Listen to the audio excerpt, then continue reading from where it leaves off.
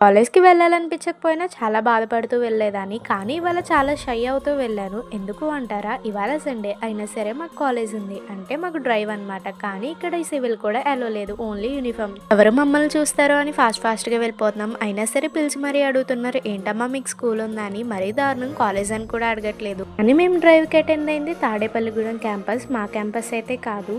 ఇంత కష్టపడి morning bus ఎక్కొస్తే మమ్మల్ని సెకండ్ బ్యాచ్ వేశారు.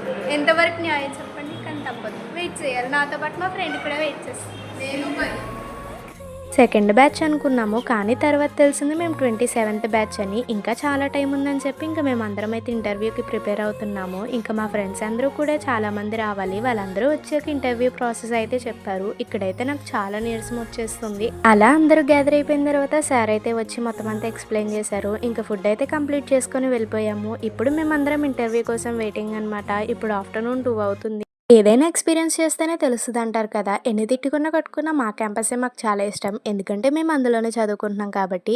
అలా రౌండ్స్ అన్నీ కంప్లీట్ చేసుకొని మేమైతే స్టార్ట్ అయిపోతున్నాము. ఇక్కడ ఐస్ క్రీమ్ తిని బలం తెచ్చుకోమని చెప్తుంది. ఇంక అందుకే మేము ఐస్ క్రీమ్ తింటున్నాము. ఇంకా అలా బస్ స్టాండ్‌కి అయితే వెళ్ళిపోయాము. సబ్స్క్రైబ్.